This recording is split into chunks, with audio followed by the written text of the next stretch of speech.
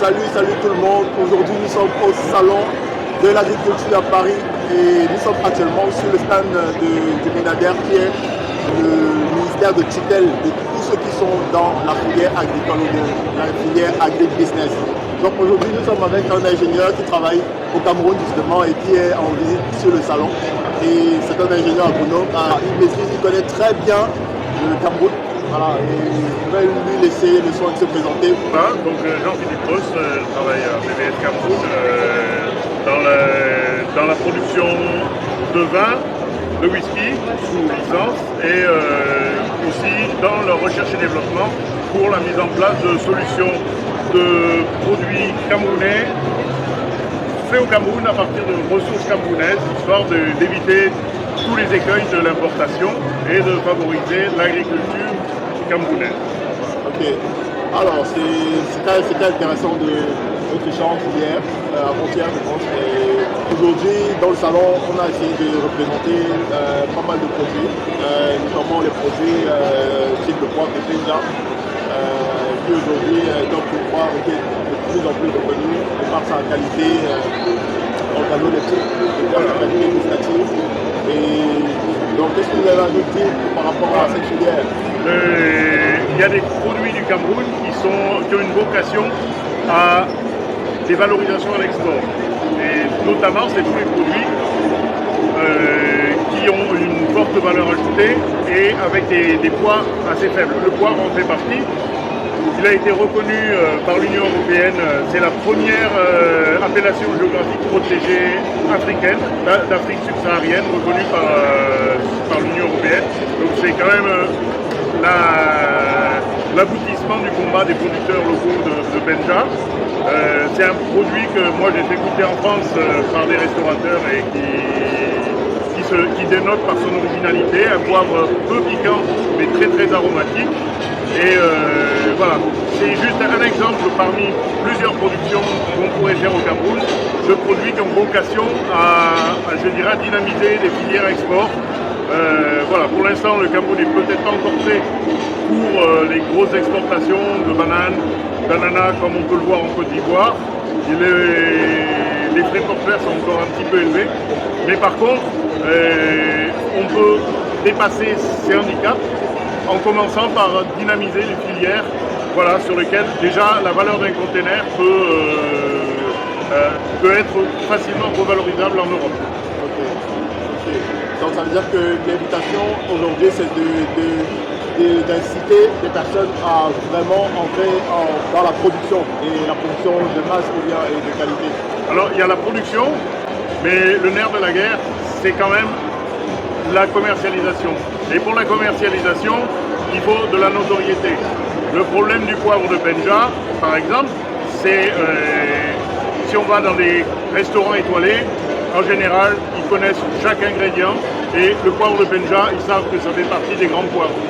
Le problème, c'est de pouvoir d'avoir une diffusion plus large de l'information, parce que là, dans le salon, si on parle du poivre de Benja beaucoup, peu de gens ont déjà entendu parler, et peu de gens savent même qu'il existe des appellations sur du poivre dans le monde entier. Le Cameroun a cette chance, mais maintenant il faut créer la filière, c'est-à-dire il faut que ça parte depuis les planteurs, les intermédiaires, parce qu'il en faut aussi dans toute profession, et puis il faut avoir des actions collectives pour pouvoir exporter facilement les produits et les redistribuer à partir d'un hub, on dirait, en Europe, sur l'ensemble du marché. Parce que c'est sûr qu'on ne va pas envoyer un conteneur par département français. Donc il faut déjà commencer par faire connaître le produit et donc initier des mouvements de filière. C'est pour ça qu'il faut organiser des filières. Et ça peut... Déjà, le fait qu'il y ait une appellation, ça veut dire qu'il y a déjà un collectif de producteurs.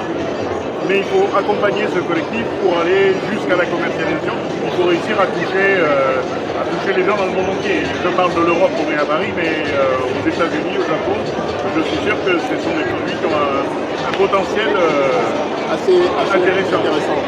Et en effet, justement, le poivre fait partie de ces produits du Cameroun qui ont cette forte valeur sur le plan international. Et Aujourd'hui, il serait question en fait de travailler à ce qu'il y ait davantage de produits reconnus, comme le poivre de Penja.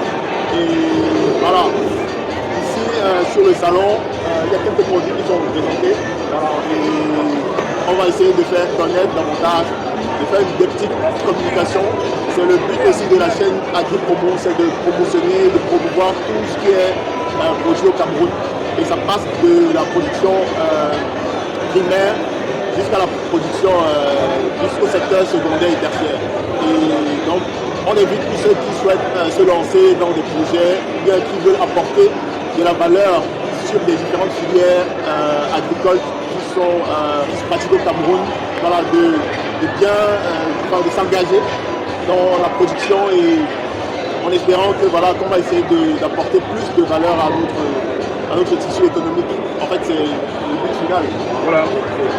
Il faut que ce soit organisé parce que si on fait connaître le produit mais qu'on n'a pas la filière pour approvisionner le marché, ça ne sert à rien. Si on produit mais qu'il n'y a pas de filière, ça ne sert à rien non plus. Donc c'est l'ensemble, il faut produire, réussir à transporter et avoir la notoriété pour réussir à vendre localement. Et ce sont ces trois points qui sont... Voilà, s'il en manque un, si on apporte ici des produits et qu'on n'a pas la notoriété, on ne les vendra pas ou on les vendra au même prix que du poivre ordinaire et c'est pas le but. Si on produit trop au Cameroun mais qu'on fait connaître ici mais qu'on a des problèmes de transport, on l'a vu sur certains produits, des fois sur des cacaos, sur des choses comme ça, j'en parlais encore sur des ananas, où les contacts avaient été faits. Mais comme il n'y a pas de transport, on est très vite bloqué par des questions. Voilà, on a conquis un client, mais c'est dommage. On ne peut pas lui... Il veut juste... on ne peut pas satisfaire la demande. Il a juste besoin de 50 ananas et non, on peut envoyer qu'un bateau complet ou pas de bateau. Et c'est ça, un gros problème. Donc c'est pour ça qu'il faut commencer, voilà, filière par filière. Et sur celles sur lesquelles on a des avantages compétitifs. Donc le poivre de Penja c'en est une, le bissap c'en est une, il y a pas mal d'épices et d'autres produits. Il y a des miels comme on voit ici, de curcuma, des miels de café, des miels de savane, de tout ça, qui sont très spécifiques et qui pourraient, si on fait une bonne communication ici en Europe, on va voir des professionnels pour leur montrer les avantages de ces produits, vous pourrez réussir à leur trouver des débouchés et à initier justement ce mouvement et à rendre compétitif l'exportation de denrées du Cameroun vers l'étranger en général. Intéressant. Donc en fait finalement c'est exactement le travail que nous essayons de faire à travers nos initiatives.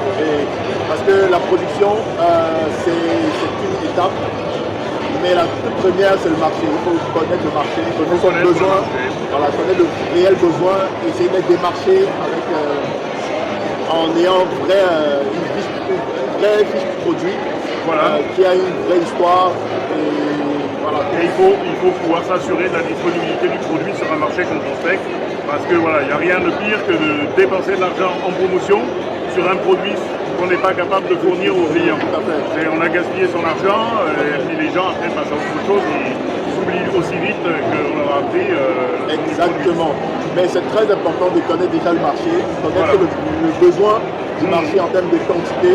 Là, ça va nous aider à mieux peaufiner notre plan d'action sur le terrain. Il faut commencer avec des petites quantités. Exactement. Après, sur le poivre de Penja, c'est pareil. Il faut vraiment veiller au respect, par exemple, de l'étiquetage. On voit au Cameroun que beaucoup de poivres sont plutôt marqués Penja, mais c'est pas forcément marqué appellation, indication géographique protégée. C'est pas, voilà.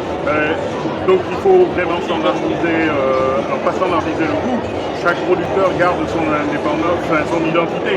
Mais par contre, voilà, quand il y a une indication géographique protégée, il faut qu'elle soit mise, voilà, qu'il y ait le grammage, qu'il y ait peut-être même le billettique sur les poivres. C'est un aspect qui est intéressant quand on est sur des produits de haute qualité, de savoir si c'est un poivre qui a 2 ans ou si c'est le dernier millésime. Voilà, donc c'est autant de choses à élaborer. Pour rencontrer, je dirais, un gros marché, sans standardiser, il faut quand même avoir une certaine uniformité. Il faut qu'une personne connaisse le poivre de Penja et qu'elle n'ait pas 200 produits qui ne se ressemblent pas. Il faut avoir quand même C'est ce qui fait la force des appellations contrôlées en France et en Europe, qui est repris aujourd'hui aux États-Unis, qui est repris dans beaucoup de pays du monde. Et on a la chance d'avoir cette appellation. On pourrait en créer d'autres dans le futur, sur du poivre ou sur d'autres produits. Mais voilà, il faut bien respecter ces règles. Voilà, il faut que quelqu'un qui achète du poivre de Penza, il ne soit pas déçu une fois. S'il est déçu, c'est toute la filière après qui pâtit d'un problème. Donc voilà, il faut surveiller à la constance de la qualité. Ok, en tout cas, je vais dire, on se verra certainement à Douala. Ouais, pas de problème. Et on va essayer de trouver quelque chose. Voilà, on va essayer de faire avancer la machine tous ensemble. Si on pousse dans le même sens, ça devrait le faire. Exactement. Donc, je vais te remercier déjà pour l'échange et on va se dire à très bientôt sur la chaîne. Et voilà, nous sommes au salon de l'agriculture, on va faire le tour, on va essayer de présenter les différents stands, tout ce qui se fait ici en France principalement, et aussi nos frères qui sont venus du Sénégal, de Côte d'Ivoire et d'autres pays d'Afrique. Voilà, on va essayer de présenter un peu ce qui se fait de beau sur ce salon. Je vous dis à bientôt, à tout à l'heure et bon salon à tout le monde. Au revoir. Au revoir.